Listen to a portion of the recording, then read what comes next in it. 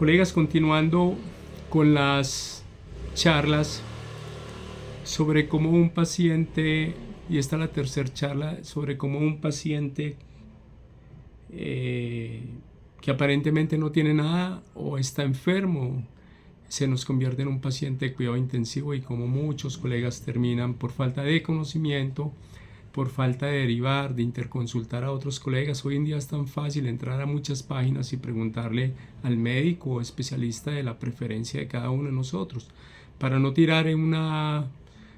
muchos colocan un caso clínico y opinan 20, 30 y lo enloquecen a uno. Entonces siempre tener uno a alguien a quien preguntar. A nadie se le escapa que mantener una buena oxigenación de los tejidos es fundamental para no dañar irreversiblemente el organismo. En el mantenimiento de la ventilación y de la oxigenación interviene el sistema nervioso central y el sistema nervioso periférico, la caja torácica y la pleura, todo el árbol respiratorio, las vías altas, los bronquios, los bronquiolos, los alvéolos, el líquido intravascular, con los eritrocitos que contienen hemoglobina, que es la que transportadora del oxígeno, y un sistema cardiovascular que sea capaz de mover toda la sangre hasta llegar la hemoglobina a los tejidos. Ustedes se imaginan el sistema cardiovascular de una jirafa para lanzar la sangre desde el corazón 2 metros arriba. Una vez allí, cómo se compensan las presiones arteriales en un animal de estos. Más adelante vamos a hablar sobre esto a los colegas que estén interesados. Vamos a tener una serie de videos que van a ser unos videos informativos básicos para determinados colegas, y ya cuando otros colegas estén más interesados vamos a tener unos videos más especializados para ellos. Una vez allí, la hemoglobina abandonará el oxígeno para intracelularmente, gracias a la función de la mitocondria, que es la que genera la energía, participar en la fosforilación oxidativa, que es la que va a proporcionar energía a la célula. De esta manera, la ventilación es el proceso mecánico que causa flujo de gas hacia adentro y fuera de los pulmones. No todo el flujo gaseoso en el sistema respiratorio alcanza áreas de intercambio gaseoso. Por eso, la ventilación total es la suma de la ventilación alveolar, donde ocurre intercambio gaseoso, y ventilación del espacio muerto, donde no ocurre intercambio gaseoso.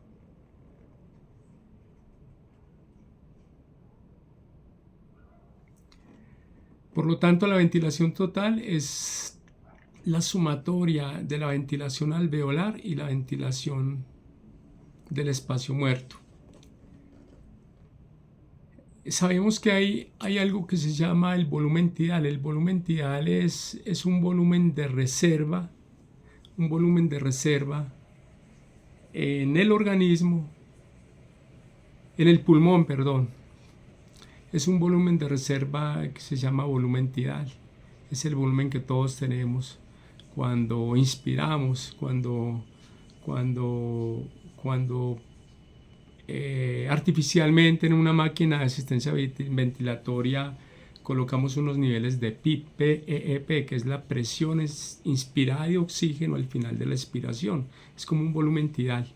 El oxígeno inspirado, colegas, o sea, la FiO2, la fracción inspirada de oxígeno, en la atmósfera es transportado hasta los alvéolos pulmonares mediante el proceso de ventilación alveolar. No se puede, colegas, ventilar un pulmón que está colapsado, porque terminamos creando un rompimiento de esos espacios microalveolares y el paciente fallecer. A veces demasiado oxígeno también aporta demasiados radicales libres y compromete los niveles de CO2 y el paciente entra en una falla respiratoria también. Entonces, cuando vamos a ventilar, mantener un paciente, si es neurocrítico, que esté ventilando más o menos, que la saturación sea 98% máximo, pero generalmente mantenerlos entre 92 a 96, 94 a 98, paciente neurocrítico. Paciente con enfermedades pulmonares obstructivas crónicas, manejarlos por encima de 90. De ahí para abajo, pues no es conveniente. Volvemos y recordamos que el oxígeno inspirado, que es la fracción inspirada de oxígeno, todo esto se maneja en la máquina de asistencia respiratoria, pero son cosas que se dan fisiopatológicamente en el organismo. El oxígeno inspirado, la fracción inspirada de oxígeno, la FiO2, en la atmósfera es transportado hasta los alvéolos pulmonares mediante el proceso de la ventilación alveolar. En el alvéolo pulmonar es donde se produce el intercambio de gases entre el pulmón y la sangre. Este se da en el alvéolo pulmonar. El surfactante es fundamental en esta función porque se encarga de mantener el alvéolo abierto, lo que le confiere la máxima superficie para intercambio gaseoso. Hay diferentes procesos que impiden el buen funcionamiento del alvéolo, como son todas aquellas que ocupan o colapsan el alvéolo, o sea, como una infección, un edema, un cáncer, una atelectasia, por ejemplo, pulmonar, o sea, un estrechamiento del árbol respiratorio, digamos así, de los bronquios, de los bronquíolos, de la misma tráquea, hay atelectasias pulmonares.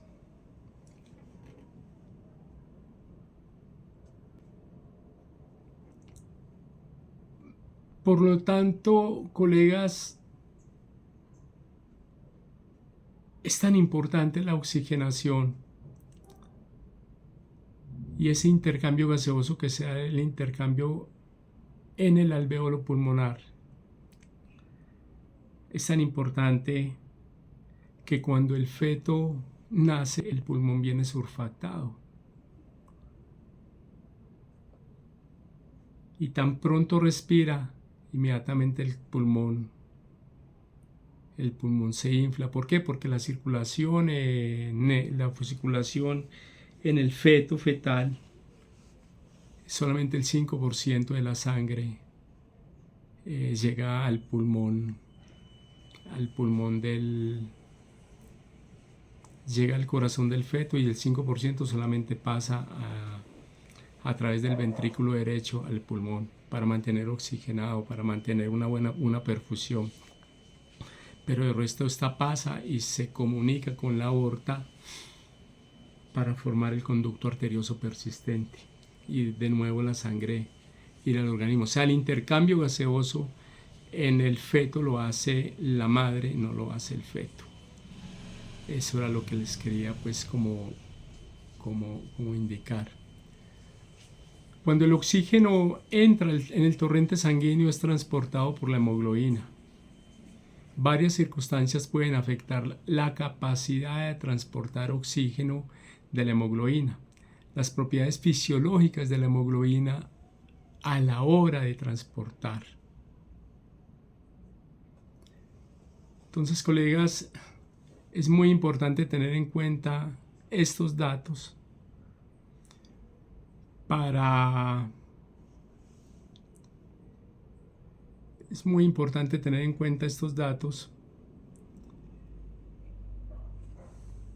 darnos cuenta cómo es el transporte de oxígeno a través de la hemoglobina. Y están expresadas en la curva de disociación de la oxihemoglobina, que representa la relación entre la hemoglobina y el oxígeno. La hemoglobina, colegas, tiene la facilidad o la habilidad para cambiar su afinidad por el oxígeno.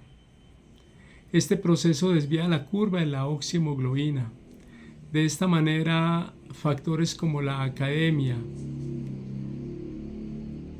hipertermia, hipercapnia y aumento del 2,3-difosfoglicerato o 2,3-DFG de los eritrocitos desplazan la curva hacia la derecha, indicando una disminución de la afinidad de la hemoglobina por el oxígeno. ¿Y un aumento de qué? Un aumento de la liberación a los tejidos. Otros factores como la alcalemia, hipotermia, hipocarbia y disminución del 2,3-difosfoglicerato desplazan la curva hacia la izquierda, indicando un aumento de la afinidad de la hemoglobina por el oxígeno y una menor liberación de este a los tejidos. Es generalmente pues lo que pasa en un paciente de estos, ¿no?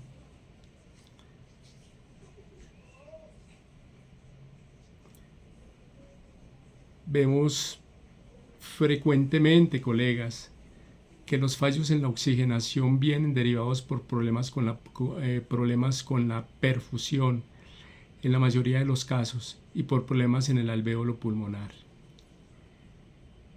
Porque el feto cuando nace en la circulación fetal, volvemos y decimos, el pulmón del feto, o sea, quien hace el intercambio gaseoso, es la madre, ¿no? Porque al feto lo que llega es sangre arterial, ¿no? Entonces, cuando el feto nace, hay que romper los niveles de prostaglandina y se deben de dar naturalmente. Entonces hay que colocar un ¿por qué? Porque la prostaglandina es la que mantiene el pulmón surfactado, ya habíamos hablado ahora de esto. Entonces generalmente se coloca indometacina o se coloca un antiprostaglandínico al paciente para que este paciente vuelva otra vez a respirar. ¿Por qué? Porque el pulmón es reactivo al oxígeno además y se coloca oxígeno en el paciente. Entonces vuelve a respirar. En la facultad recuerdo que el que nos daba anatomía, el doctor Jaime Estrada,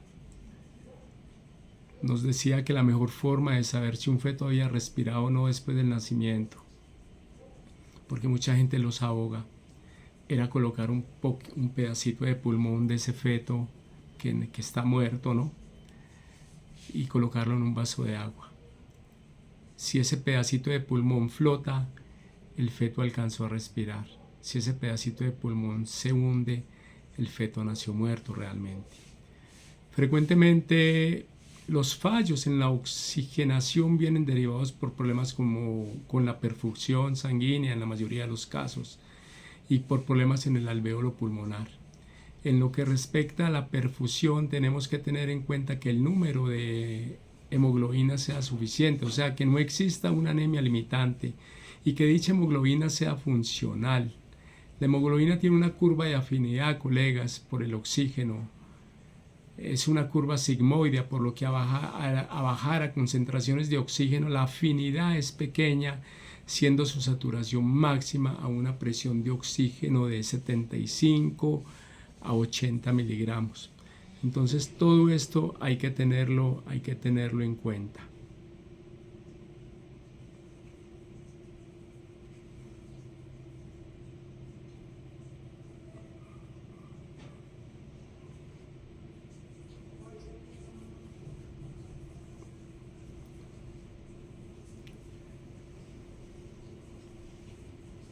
Vamos a dejar el video acá. Recuerden que soy Juan Carlos, veterinario clínico en pequeños animales. Soy clínico con orientamiento en cardiología, medicina interna, medicina de cuidado crítico. Los invito para que vean el canal Sala de Emergencias en todas las redes sociales. Hasta un próximo quite. Que Dios los bendiga y que Dios me bendiga.